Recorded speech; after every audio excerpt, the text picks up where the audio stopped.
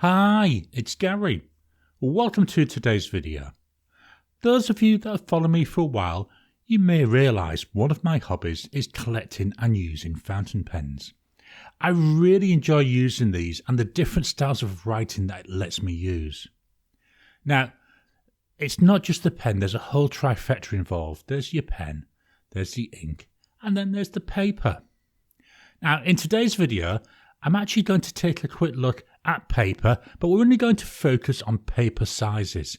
I'm not going to look too much around the history of paper, but if it's something you'd be interested in, please drop a comment down below. I'm really enjoying digging in, getting to know the details about paper even more, which lets me enjoy my fountain pens even more. It's a really good way of me learning and growing. Now, paper sizes. Well, do you know what? They govern the size and the shape of sheets of paper, envelopes and cards. Really obvious, isn't it? But when researching this video, I was actually quite surprised by how many different sizes there are. Paper sizes, they're now governed by an ISO standard, that's ISO 216.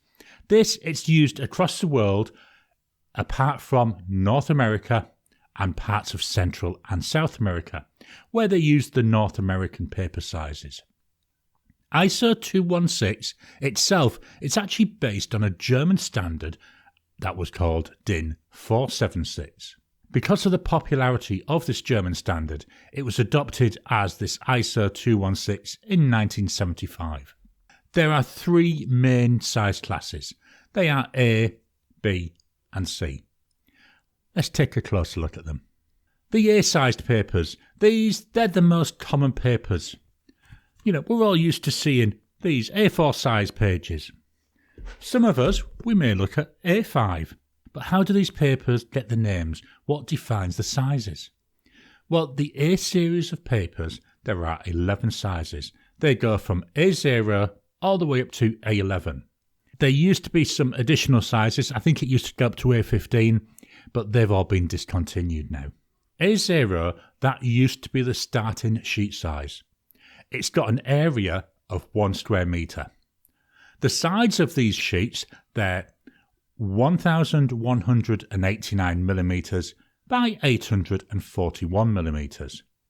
It gives an aspect ratio of 1 to 1.41421, which strangely enough, it's the square root of 2.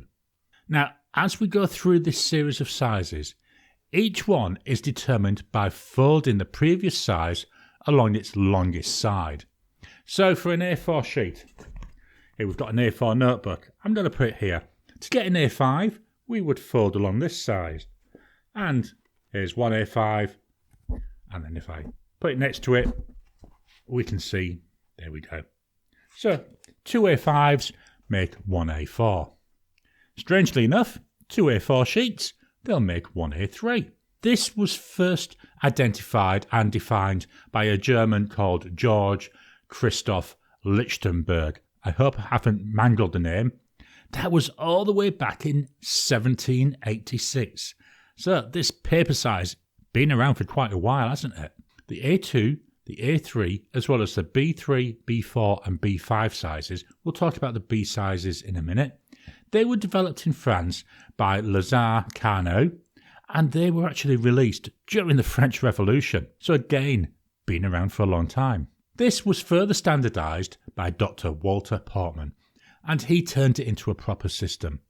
And it was published as that German DIN standard way back in 1922. Now, when we talk about a paper size, we often also talk about the weight of the paper. And this might be in pounds, but usually it's in grams per square metre. It's actually based on the weight of an A0 sheet. 80 GSM means that the 1 metre square A0 sheet weighed 80 grams. That means for an A4 sheet, which is 1/16th of the size of that A0 sheet, the weight, it should be 5 grams, 1/16th of 80 grams. There are some additional sizes. Now they're based on the A0 size, but this time instead of getting smaller, they're getting bigger. So we've got 2 A0, twice the size of A0. We've got 4 A0, That's 4 times the size of A0. You get the picture? So that's the A sizes. Now let's go and take a look at the B sizes. And it's the next most common size family. The B size paper, that's got a different starting size. It's 1414 millimeters by 1000 millimeters. But it maintains the same aspect ratio as the A series, the square root of 2. That different starting size, obviously, that means that the paper sizes are different as we go through. So a B1 sheet, that would actually sit between an A0 and an A1. I've got an example here. This is an A5 notebook. It's a notebook, so I use it for writing. I'm just going to fetch in an A4, put it behind it. So there's my A4 and then the B5 in front. And then in front of that, there's the A5. So we can see the difference there in size. Similarly, we've got B5 and we've also got B6. And if we look at the B6, that's roughly double the size again. The B7 size, now I don't have one of those to show you, that's actually used for passports. And many posters, they also use that B series of paper sizes. The C series, well, these papers, they're quite often used for envelopes. It's based on a size of 1297 millimeters by 917 millimeters. And these sizes, they're actually based on the geometric mean of the A and the B size of the same number. So that means an A4 sheet, it will fit into a C4 envelope, and a C4 envelope, that will fit into a B4 envelope. Now there are some common uses for some of the C series papers. We've got C8, which is often used for 6x9 photos. C9 gives a 7x7 size. And C10 gives 5x5. As I said earlier, these are what's used throughout most of the world, apart from in the Americas. And the main paper size there, well, it's based on letter, legal, and ledger or tabloid. Now, the origin of these sizes, they're not totally clear, but they're thought to come from early paper makers, so that a paper size of 11 inches, it's about 1/4 of the average arm length of the paper maker. I know this doesn't explain the aspect ratio or the width of the paper, but I've got to be honest, I just liked the story. I thought it sounded really good. In 1996, the US, they adopted the ANSI standard, or ASME 714.1, and that defined a series of paper sizes based on 8.5 by 11 inches, which is the letter size. Throughout history, there have been a number of other additional paper sizes. Most of those, they're no longer in use. There was a D size, which was covered in the DIN standard, but that was removed in 1925, so it only lived for about 3 years. There's been a number of country-specific adaptations and extensions for paper size. These include Swedish extensions, Japanese variations, Chinese extensions, Indian variants, Soviet variants, and elongated sizes. In researching this video, as I said earlier, the variety of paper sizes, it was actually quite surprising. I normally think A4, A5, B5.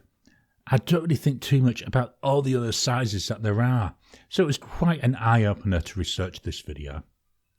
And you would think, for what is something which you would think would be fairly standard, well, we've got so much variety out there, and a lot of that variety, it's actually driven by the use case for the paper size.